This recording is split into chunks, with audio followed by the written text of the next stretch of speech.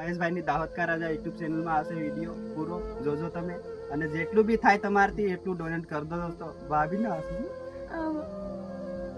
મને ઘણી ચુસ્કી મારા દીકરો વેલા કરી રહી હમણે મને પણ હસવા ગાડી કોઈ ની મને નાનો ગાડી પછાડી કઈની ભાભી સોરાજા એક દીકરાથી તો મને ભાવે ની કટકો પૂછે ની સા પૂછે, પોતે જીવન જીવી રહી હું હમણે કોણ આલે મને. જય જોહાર, જય આદિવાસી દોસ્તો આ અમારી ભાભી છે.